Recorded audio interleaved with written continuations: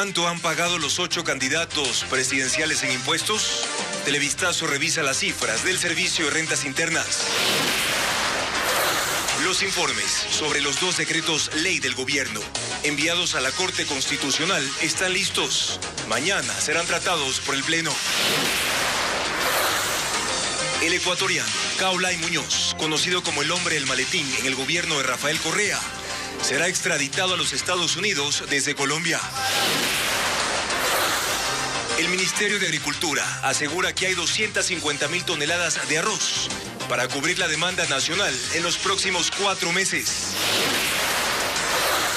Los pescadores tardan más en sus faenas debido a que el aumento de la temperatura del mar aleja a los peces de las costas. Buenas noches, este jueves 15 de junio de 2023 arrancamos con noticias del periodo electoral.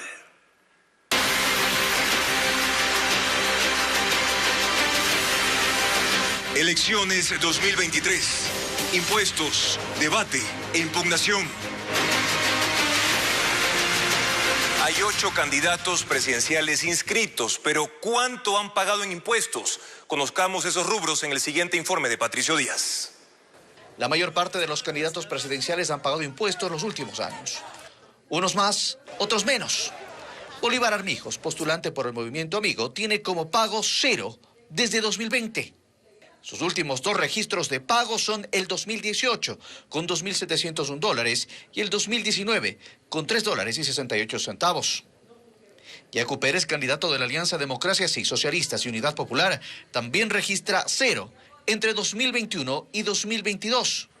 Sus últimos pagos, según el Servicio de Rentas Internas, son en 2020 de $1.058 y en 2019 $3.217. Tiene declaraciones de impuesto a la renta no presentadas entre 2014 y 2017. Luisa González, ex legisladora y candidata presidencial de la Revolución Ciudadana, pagó en 2022 $5.490. En 2021, 456. Y en 2020, 0. Daniel Noboa, durante su periodo como legislador, pagó en 2022 $6.403. En 2021, $1.189 y antes. En 2020, pagó $22.657. Fernando Villavicencio, otro ex legislador y ahora candidato a la presidencia, pagó en 2022 $6.684. En 2021, $527. Y en 2020, 0. Otto Sonnenhorstner, ex vicepresidente, pagó el año pasado por impuesto a la renta $16.148. En 2021 fueron $11.130 y en 2020 $22.773. Javier Herbas, empresario y candidato de Reto, fue acusado el año pasado por el presidente Lasso de evadir impuestos. De los $1.033 que pagó en 2020 y $4.289 en 2021, pasó a pagar $22.951 en 2022. Jan Topic, en 2022, pagó $26.719. En 2021, $40.680. Sus pagos se redujeron entre 2019 y 2020 y tiene registros de haber pagado en 2016 $4.6 millones y en 2018 $1.9 millones. En cuanto al impuesto a la salida de divisas, los que más pagaron el año pasado fueron Daniel Noboa, $4.140, y Otto Sonnenhorstner, $3.205. Así evolucionaron los pagos de impuestos de quienes aspiran a la presidencia de la República. El Consejo Nacional Electoral designó a los miembros del comité encargado del debate presidencial previsto para el domingo 13 de agosto. Se analizan cambios en la modalidad que tendrá. Veamos cuáles son. En la lucha por la presidencia de la República, los candidatos tendrán que confrontar sus ideas en un debate. Se realizó por primera vez en 2021 con 16 postulantes, divididos en 2 jornadas. Esta vez con 8 será un solo evento y el Consejo Nacional Electoral reconoce que permitirá más dinamismo. Ya analizan el manual y los cambios que pueda tener la modalidad. El vicepresidente del organismo comentó que una de sus propuestas es darle más facultades al moderador. Permitir que el moderador pueda interrumpir al candidato cuando se sale del tema, pero también plantear preguntas de réplica. El trabajo en los ejes temáticos se lo definirá con las recomendaciones que haga el comité de debates designado. Tendrían algunos tópicos diferentes a los propuestos para 2021 debido a las circunstancias que vive el país. De acuerdo a los desafíos que el futuro presidente va a tener que enfrentar en los próximos meses, como por ejemplo el tema de la seguridad y el tema del fenómeno del Niño. E incluso propone que haya preguntas con referencias directas a los planes de gobierno de los candidatos. El comité que definirá aquello fue ya designado por el Consejo Nacional Electoral y lo conforman Pablo Zambrano, doctor en jurisprudencia y expresidente de la Cámara de Industrias de Quito. Berta García, doctora en Ciencias Sociales y directora del Programa de Democracia y Seguridad de la Universidad Católica del Ecuador. Pablo Escandón, doctor en Comunicación y docente universitario. Patricia Hidalgo, doctora en Ciencias Sociales y directora de la Escuela de Comunicación de la Universidad Internacional. Esteban León, abogado y consultor. El comité, además de los temas y preguntas, deberá sugerir una terna para moderador al Pleno del CNE. El debate presidencial se realizará el 13 de agosto. El Consejo Nacional Electoral confirmó la primera objeción contra un candidato. El movimiento Revolución Ciudadana objetó la postulación de Patricio Carrillo a asambleísta nacional por el movimiento Construye. Carrillo fue ministro del Interior y fue censurado por la Asamblea y eso le impediría ejercer cargo público por 2 años. El candidato deberá responder a la objeción en 2 días y el Consejo Electoral resolver si se lo descalifica o no en 2 días más. Están listos los proyectos de dictamen sobre los decretos ley enviados a la Corte Constitucional por el presidente de la República, Guillermo Lasso. Las juezas ponentes Alejandra Cárdenas y Carla Andrade ya notificaron a las partes que las causas ya salieron de sus despachos. Ahora el presidente de la entidad, Alí Lozada, debe convocar a sesión del Pleno para decidir si dan paso a la ley tributaria y a la de zonas francas para que entren en vigencia. Se necesitan 5 de 9 votos de los magistrados constitucionales para aprobar los dictámenes.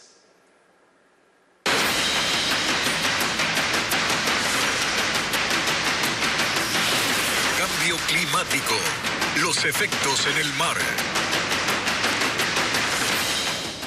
En 6 meses, la temperatura del mar subió 5 grados centígrados y por eso los animales han migrado a aguas más profundas. Así lo confirma el Instituto Oceanográfico de la Armada. Merlin Ochoa indica que esto ha afectado a los pescadores. En la parroquia Pozorja de Guayaquil hay 500 embarcaciones artesanales en la orilla de la playa. A las 7 de la mañana los pescadores llegaron, pero la mayoría decidió sentarse en el malecón y no salir a las faenas. No hay nada de pesca, por gusto perdemos la gasolina. Ya por eso no salimos a pescar, ya tenemos como más de mes y medio que no trabajamos. Don Kinder Zapata cuenta que luego de 20 días salió a pescar, pero lo que obtuvo apenas le alcanzó para cubrir los gastos de logística. Saqué ayer $50. Antes se cogía hasta, por lo menos nosotros íbamos de un día para otro cogíamos $200, hasta 300 se hacía. El Instituto Oceanográfico y Antártico de la Armada, INOCAR, sostiene que la falta de peces responde al calentamiento del mar.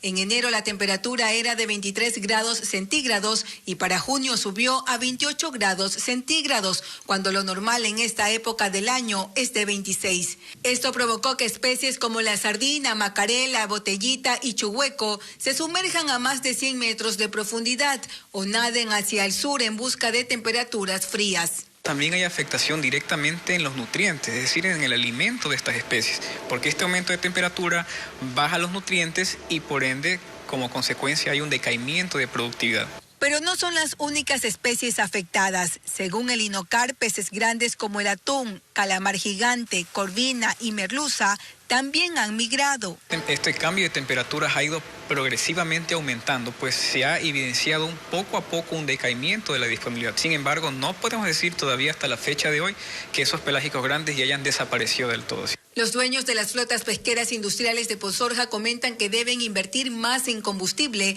para obtener las toneladas que necesitan exportar, pues antes pescaban a 15 millas, ahora navegan hasta las 40 millas. Antes nosotros pescábamos 15 a 20 toneladas diarias, pero ahora ya no. Tenemos que esperar 3-4 días si es que las capturamos y si no, entrar vacío. Los técnicos del INOCAR también informaron que se estima que la temperatura siga subiendo, sobre todo en agosto, por la eventual llegada del fenómeno del Niño. El director del Ministerio de Agricultura en Guayas asegura que existen 250.000 toneladas de arroz suficientes para cubrir la demanda en Ecuador hasta octubre. La mitad de esa producción se cosechará durante julio y agosto, como informa William Young. En el país existen 200.000 hectáreas con cultivos de arroz. Por eso el Ministerio de Agricultura descarta el desabastecimiento, al menos en los próximos 4 meses. Porque según el director distrital en Guayas, César Villavicencio, de acuerdo al rendimiento promedio de los últimos 5 años, toda esa tierra producirá unas 250.000 toneladas. Una parte ya está en el mercado, especialmente en las piladoras. Otra está sembrada y se cosechará a partir de julio. Además, Villavicencio aseguró que eso es suficiente para cubrir la demanda interna, que es de 64.000 toneladas cada mes. No existe posibilidad de escasez. Hay suficiente capacidad de producción para poder cubrir la necesidad del Ecuador entero. Se suman las 90.000 toneladas que se cosecharon el mes pasado y ahora están comercializándose. En Guayas se produce el 70% del arroz y cerca de 300 piladoras están registradas. Y es allí donde detectaron un problema. Los intermediarios siguen vendiendo el quintal de 100 libras por encima del precio referencial de $33. Es difícil controlar que la industria acapare el arroz para luego venderlo más caro. El Ministerio de Agricultura no tiene reservas de este producto. Sin embargo, sus representantes indicaron que si a finales de este año existiera escasez por el impacto del fenómeno del Niño, la salida es importarlo. Y precisamente por el fenómeno del Niño, la demanda de energía en el país se incrementará en 400 megavatios. Ante el riesgo de apagones, la Corporación Eléctrica del Ecuador importará gas y combustible para generación térmica. Paul Romero con el informe. Un informe del Operador Nacional de Energía, SENACE, determina que el país demanda de más electricidad y esto coincide con la época de estiaje o la falta de lluvias en los ríos de la Amazonía, en donde están las principales hidroeléctricas del Ecuador, y los problemas por el fenómeno de El Niño. Las autoridades estiman que afectará a la generación hidroeléctrica, que abastece al país con el 93% de la demanda y que será entre octubre y febrero del próximo año. Durante estos meses, crecerá la demanda a escala nacional en 400 megavatios, de los 5.000 que requiere el país normalmente. Guarda relación con esta generación emergente para atender un posible riesgo de restricciones derivados del fenómeno del Niño, del estiaje y de esta posible indisponibilidad de Colombia para exportar energía eléctrica. La generación térmica abastecerá la demanda de energía eléctrica en la época de estiaje. Según el gerente de la Corporación Eléctrica del Ecuador, el país importará gas y combustible para la generación de energía de las centrales Termoesmeraldas, Gonzalo Ceballos, Trinitaria, Termomachala, entre otras, que fueron reestablecidas para esta emergencia. SENACE ha recomendado la importación de 50 millones de pies cúbicos que puedan asegurar la operación continua de la central Termogas Machala de SELEC. Para el estiaje 2023-2024, el Estado destinó $153 millones para la importación de combustible y 73 millones para la compra de energía a otros países. Continúan las operaciones de búsqueda en la zona donde ocurrió el trágico naufragio de un barco cargado de migrantes. Andrea Báez tiene más información. Juan Carlos, al momento 500 ocupantes del barco pesquero que naufragó frente a costas de Grecia continúan desaparecidos. La nave se hundió sin dejar rastros y se cree que muchos estaban encerrados en las bodegas cuando ocurrió la tragedia. Pedro Jiménez detalla cuántos cuerpos se han encontrado hasta ahora. Las operaciones de búsqueda continúan por segundo día, pero sin éxito. Por aire y por mar, brigadas de la Guardia Costera recorren la zona del naufragio donde fueron recuperados 74 cuerpos y donde 104 sobrevivientes fueron rescatados. Pero faltan más, porque en la nave iban unas 700 personas, muchos en la cubierta y otros en las bodegas. Este hombre, un refugiado sirio de 34 años que vive en Alemania, viajó a Grecia apenas supo de lo ocurrido. Su esposa y su hermano estaban a bordo. Dijo que la última vez que hablaron fue hace 8 días, cuando ella le dijo que estaban preparándose para subir a un barco de contrabandistas después de pagar $5.000 por cada uno. Pero sus parientes no están entre las víctimas fatales del naufragio, tampoco entre los rescatados, y las posibilidades de hallarlos con vida son ahora mínimas. Autoridades griegas temen que cientos de personas, incluidas muchas mujeres y niños, puedan haber quedado atrapadas debajo de la cubierta cuando el pesquero sobrecargado se viró y hundió durante la noche. Las personas rescatadas, mientras tanto, reciben atención médica en centros habilitados por organismos civiles. Esta voluntaria dice que la situación de muchos no es buena, que tienen serios problemas de salud, laceraciones en la piel, quemaduras y que hacen lo posible para que se recuperen. La Corte Suprema de Grecia ha ordenado una investigación para conocer las causas de la tragedia y si hubo o no negligencia y demora para atender llamados de auxilio desde la nave. Más adelante en Televistazo, el ecuatoriano conocido como el hombre del maletín será extraditado desde Colombia hacia Estados Unidos. ¿Por qué motivos? Les mostraremos su historial.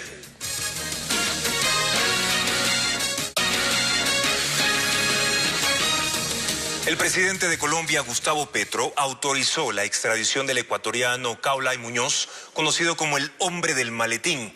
Desde junio de 2022 está detenido en la cárcel La Picota de Bogotá, acusado de tráfico de drogas ilícitas. Paul Romero amplía esta noticia. Mediante resolución ejecutiva publicada en el Diario Oficial de Colombia, el presidente Gustavo Petro concedió la extradición del ecuatoriano Kaolai Muñoz Gallón a los Estados Unidos. Deberá comparecer a juicio ante la Corte Distrital Sur de Nueva York.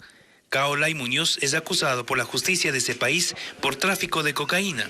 En junio de 2022 fue detenido en Nariño, frontera con Ecuador. Él está en prisión en la cárcel La Picota de Bogotá mientras se concreta la extradición.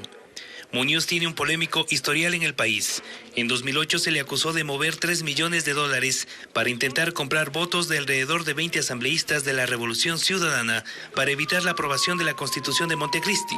En febrero de 2009, la Corte Nacional de Justicia lo absolvió por falta de pruebas. Un año después, fue detenido en el aeropuerto de México por el movimiento de aproximadamente $100.000 en efectivo con destino a Colombia. Desde entonces, la Administración de Control de Drogas de Estados Unidos le siguió los pasos por ser parte de una red internacional de narcotráfico que movía millones de dólares. Tras su detención, el gobierno de Estados Unidos solicitó su extradición. La policía señaló que todo el proceso judicial contra el denominado hombre del maletín se desarrolló en el vecino país y que fue la Fiscalía la que investigó en el Ecuador. La Corte Nacional de Justicia reactivó la extradición del exsecretario del correísmo Walter Solís, sentenciado en el caso Sobornos, quien está en México. El presidente del organismo reúne la documentación para hacer la solicitud a las autoridades de ese país. Informa Jacqueline Rodas. El exsecretario del Agua, Walter Solís, enfrentará nuevamente una petición de extradición que prepara la Corte Nacional de Justicia. En primera instancia, el trámite se anuló porque Interpol lo ubicó en Estados Unidos, pero luego salió hacia México. Ahora el Tribunal de Ejecución del caso Sobornos reactiva el proceso porque Interpol México comunicó oficialmente que Solís registra su ingreso el 26 de febrero de 2020 y sigue en ese país. Los jueces enviaron la petición al presidente de la Corte, Iván Saquicela, quien al momento reúne los requisitos para solicitar a las autoridades mexicanas que lo detengan y extraditen a Ecuador. Sin embargo, en su momento la defensa de Solís hizo público que México le otorgó refugio. Saquicela asegura que eso no impide que el trámite siga, aunque dice también dependerá del trabajo diplomático que haga la Cancillería. Walter Solís tiene calidad de prófugo por su condena en firme de 8 años de prisión por el delito de cohecho en el caso Sobornos, al igual que el expresidente Rafael Correa, Jorge Glass y otros exfuncionarios de ese gobierno. Y tiene una segunda sentencia de 8 años de prisión por peculado en el caso Cenagua, que lleva 2 años pendiente de apelación. Este jueves debía instalarse la audiencia, pero se volvió a suspender. La fiscal Diana Salazar solicitó que se aclare si Allen Berbera, actual presidente del Consejo de Participación, sigue siendo abogado de Solís. El tribunal dispuso que eso se aclare y anunció que volverá a fijar la diligencia este mismo mes. El Consejo de la Judicatura da marcha atrás y deja sin efecto la polémica directriz que prohibía a los jueces compartir los enlaces de sus audiencias públicas. Elaborarán una nueva normativa con la participación de los magistrados. Queda sin efecto la polémica directriz que prohibía a los jueces compartir los links de Zoom de sus audiencias públicas. La ola de críticas llegó al Consejo de la Judicatura. Su presidente, Wilman Terán, recibió en reunión al titular de la Corte Nacional de Justicia y a varios jueces que impulsan la transparencia en sus audiencias telemáticas y presenciales. Uno de ellos, Telmo Molina, quien lleva 3 años abriendo al público las diligencias que dirige. Las personas que estamos compartiendo los links, lo vamos a seguir haciendo ya sin temor a ningún tipo de sanción. La decisión de dar marcha atrás fue celebrada por la presidenta de la Corte de Azuay, quien denunció que recibió advertencias de funcionarios administrativos sobre posibles sanciones y seguía publicando los enlaces de las audiencias. Y ya no estamos en la época en que las resoluciones se dictaban entre 4 paredes y que nadie conocía cómo y por qué resolvíamos. En este momento nosotros estamos tranquilos porque se vuelven a transparentar nuestras decisiones en audiencia. Se espera que en un mes se llegue a un consenso para una nueva normativa. Además, la Asociación de Magistrados y Jueces del Ecuador informó que mantuvo otra reunión con el Consejo sobre otra resolución controversial relacionada con el traslado de jueces. En ese caso, aspiran que Wilman Terán acoja sus observaciones. Entre hoy y mañana se lleva a cabo una feria laboral virtual que ofrece 1.300 vacantes de trabajo en el área comercial y de ingeniería. Sin embargo, los interesados reportaron que la página colapsó. Fabiola Santana con los detalles. Se trata de la Feria Laboral Virtual 360, que ofrece 1.300 vacantes en 25 empresas a escala nacional, dedicadas a la elaboración y comercialización de comida rápida, confites, cemento, farmacéuticas y otras. Hay disponibilidad para vendedores, asesores comerciales, ingenieros y agentes telefónicos. Los interesados deben registrar sus datos en la página Talent360S y aplicar a las ofertas en el portal web ferialaboral360.com durante este jueves y viernes. El programa está dirigido a jóvenes, pero adultos como Ernesto quisieron postular por la falta de empleo. Sin embargo, luego de una hora de intentarlo, Ernesto no pudo revisar la oferta laboral. En redes sociales, los usuarios reportaban el colapso de la página por el elevado número de interesados. Según los representantes del proyecto, 60.000 personas se inscribieron y 20.000 ingresaron en este primer día. Desde que llegué, que son como unos 5 meses, que estoy buscando más o menos, aplicando y tal, y no, la verdad que no se encuentra mucho trabajo. Por eso creo que muchas de las personas también optan por ser independientes o por buscar empleo a su manera. Por esta razón, la página estará habilitada hasta el domingo. En Ecuador, 7 de cada 10 ecuatorianos no tienen empleo adecuado. El proceso para adopción de niños es más ágil en Ecuador. Sin embargo, hay decenas de menores en casas de acogida a la espera de que sus casos sean resueltos. Un informe de Carla Delgado. El gobierno ofreció reducir los tiempos para que un niño pueda ser adoptado. María tiene 2 años y en los próximos días le entregarán a sus padres adoptivos luego de algunos meses en espera. Como ella, 46 menores más aguardan en esta fundación hasta conseguir un hogar. Aquí acogen a niños en situación de riesgo y abandono. Explican que el trámite de adopción ahora es más ágil. Sin embargo, hay procesos que aún deben mejorar. De parte de los jueces, en donde es necesario que ellos tengan un poco más de rapidez o agilidad de parte de las investigaciones que se realizan con respecto a los casos de cada niño. Hasta hace poco este trámite duraba incluso 5 años, según explica el ministro de Inclusión. Hoy por hoy tenemos promedios entre 11 meses, 10 meses, hemos tenido casos hasta de 7 meses un proceso de adopción, cumpliendo parámetros exigibles. Agrega que los pasos siguen siendo los mismos, es decir, 8. Pero hay gestiones que se han simplificado, llegando a estándares internacionales. Solo para inscribirse el proceso duraba 1 mes. ¿Por qué razón? Porque el momento en que ingresaba la información telemáticamente, las respuestas eran automáticas ajustando información y este periodo de tiempo duraba 1 mes. Ajustamos el sistema, bajamos los niveles de requerimientos mínimos que tiene para un proceso que no se vuelva burocrático. Hoy el promedio es 3 días. Esto hace que hasta la fecha 127 niños ya estén en comité de asignación. Más de 2.200 niños se encuentran en casas de acogida en el país, a la espera de que sus casos sean resueltos. Unos para reinserción en sus familias y otros para que accedan a un nuevo hogar. Al volver, un niño de 3 años queda libre de cáncer tras un innovador tratamiento nunca antes visto en pacientes de su edad.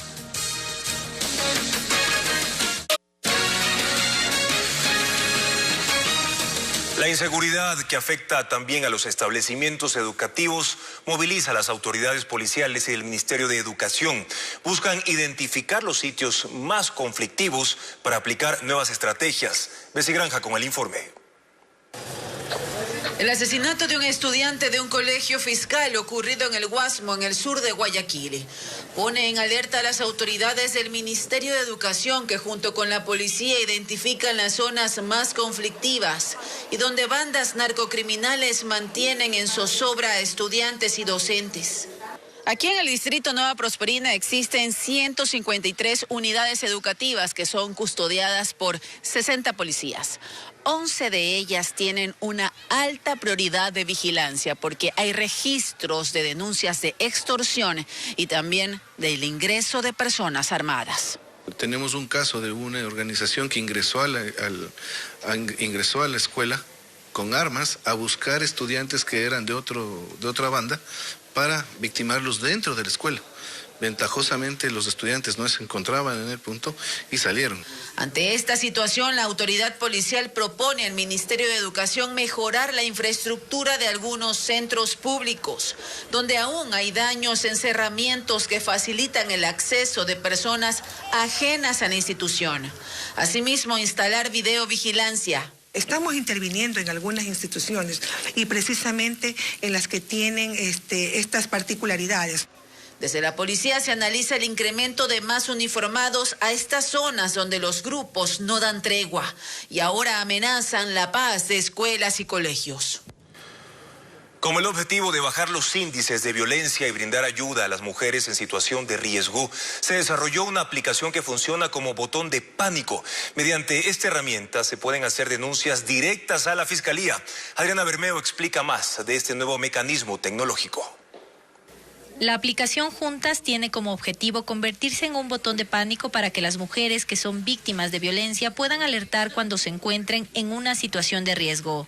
En la pantalla de inicio hay 2 opciones, la primera para realizar una llamada directa al ECU 911 y la otra para enviar un mensaje con ubicación a uno de los 4 contactos de emergencia previamente registrados. Esta herramienta tecnológica permite presentar la denuncia en línea ante la Fiscalía mediante el submenú ¿Qué puedo hacer? Al ser, por supuesto, un caso de emergencia, nos van a pedir no mayores datos, más allá obviamente de nuestros nombres, la denuncia que se hace al agresor y que evidentemente este formulario mediante la aplicación va a llegar a la Fiscalía General del Estado.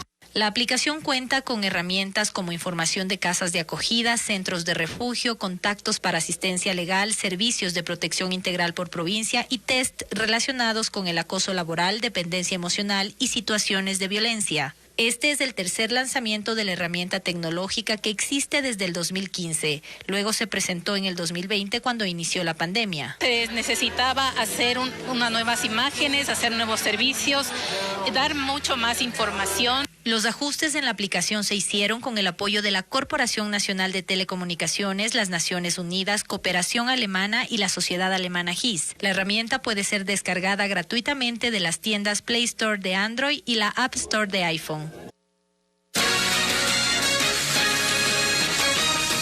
El cambio climático y la comunicación son los temas de una cumbre internacional que se desarrolla en Pastaza. Los conflictos ambientales de la Amazonía también son profundizados por activistas de 4 países sudamericanos. Un informe de Joana Duche. Para abordar los efectos del cambio climático y su impacto en la cuenca amazónica latinoamericana, arrancó este jueves la segunda cumbre amazónica de comunicación y cambio climático en Puyo, provincia de Pastaza. El evento se desarrolla en la Universidad Estatal Amazónica y 60 expertos entre periodistas, académicos y activistas de Brasil, Colombia, Bolivia y Ecuador discuten sobre los conflictos ambientales en la Amazonía y el rol de los medios de difusión. Fundamedios y la Federación Nacional de Periodistas son parte de la organización del evento. Es vital que el periodismo se involucre en contar el cambio climático. Y lo segundo es para que los ciudadanos puedan estar preparados. El desafío que tienen los periodistas para comunicar los efectos del cambio climático en la salud de los pueblos y nacionalidades de la Amazonía ecuatoriana es uno de los principales temas a abordar en la cumbre. Por la contaminación de petrolera, por la minería ilegal, y eso sí afecta sumamente en todas las riberas de las comunidades. El evento también surge como un espacio de aprendizaje para la formación de 200 estudiantes de comunicación social que asistieron al sitio. La cumbre se desarrollará durante 3 días en los que habrá 13 talleres, 5 conferencias magistrales, 7 mesas de trabajo y ponencias académicas. Con una exposición de 15.000 orquídeas, Ecuagenera, el orquidiario del Ecuador, celebró su 30º aniversario. En el evento fue galardonada Rosa Amelia Alvarado Roca, poetisa, promotora cultural, periodista y directora de Revista Hogar. Merlin Ochoa con más detalles de la ceremonia. Ushuput Garden, en Paute, provincia de Azuay, concentró a los amantes de la botánica en el arranque de la exhibición de 15.000 especies de orquídeas. La muestra conmemora 3 décadas de existencia de Ecuagenera, una empresa dedicada a la investigación, cuidado y conservación de las plantas tropicales. Emuló el modelo de Singapur, que fusiona la botánica y el turismo. Porque nos ha tocado investigar todas las partes de las plantas, no solamente la forma morfológica, sino también el cultivo de ellas, cómo se pueden adaptar a diferentes ambientes. 8 alcaldes, 30 expositores, 8 ambientalistas y 4 investigadores asistieron a la ceremonia donde fue homenajeada la poetisa, promotora cultural, periodista ecuatoriana y directora de Revista Hogar, Rosa Amelia Alvarado Roca. Le entregaron una orquídea que fue registrada con su nombre y apellido. Me compromete aún más en la dedicación a las orquídeas, porque estoy dedicada a las orquídeas, que a su vez heredé la afición de mi bella madre, que no está ya con nosotros. Esta exposición de talla internacional estará abierta hasta el 25 de junio.